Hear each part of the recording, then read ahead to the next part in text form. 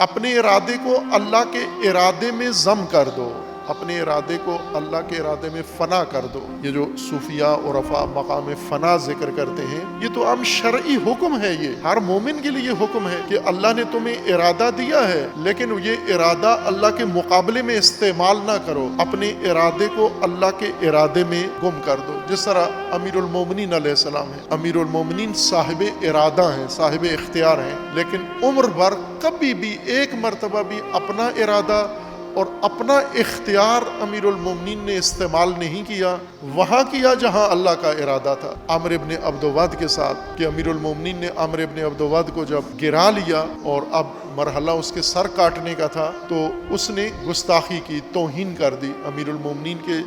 چہرے پہ اس نے تھوک دیا، اور جو ہی اس نے تھوکا تو امیر المومنین نے اسے چھوڑ دیا، جسم سے زخمی سے ہٹ کے تھوڑا چند قدم ٹہل کے پھر واپس آئے۔ عمرو ابن عبدود نے پوچھا، سوال کیا کہ یہ کیا کیا آپ نے؟ میں آپ کے زانوؤں کے نیچے، آپ کے پنجے میں ذلت محسوس کر رہا تھا اپنے لیے کہ جنگ میں اتنا بڑا نامآور پہلوان شکست کھا گیا اور مجھے احساس حقارت ہو رہا تھا۔ میں نے اس لیے آپ کے چہرے پہ تھوکا تاکہ آپ کو غصہ آئے گا اور آپ جلدی میرا سر قلم کر دیں گے تاکہ میں یہ ذلت کی حالت زیادہ دیر نہ دیکھ سکوں، لیکن آپ نے الٹا مجھے چھوڑ دیا، کیوں کیا؟ تو امیر المومنین نے جواب دیا، اس لیے کہ جب تو نے میرے چہرے پہ تھوکا تو مجھے غصہ آیا، یہ میرا غصہ تھا، جبکہ میں نے تیرے ساتھ جنگ اپنے ارادے سے نہیں کی، اپنے غصے سے نہیں کی، اپنی آتش انتقام سے نہیں کی، اللہ کے حکم سے کی، اور تجھے مارنا بھی اللہ کے حکم سے مارنا چاہتا تھا، لیکن تو نے گستاخی کر کے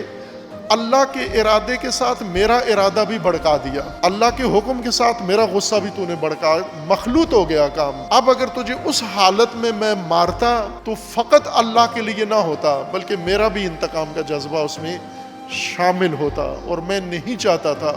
کہ مجھ سے کوئی ایسا کام چھوٹا سا بھی سرزد ہو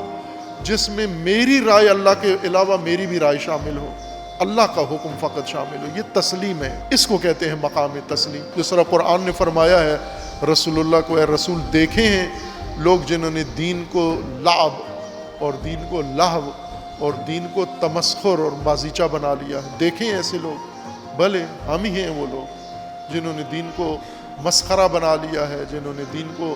استہزاء بنا لیا ہے، جنہوں نے دین کو ہزون اختیار کیا ہے، جنہوں نے دین کو لعب و لہو بنا لیا ہے، ہم ہی وہ لوگ ہیں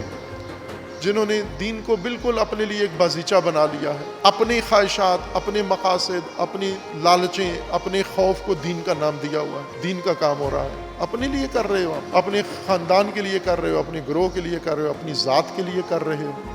اپنے لیے جو کام کرتے ہو ان کو دین کا نام دیتے ہو۔ اللہ کا حکم ہے جو وہ انجام دو، بے شک تمہارے ضرر میں ہی کیوں نہ ہو۔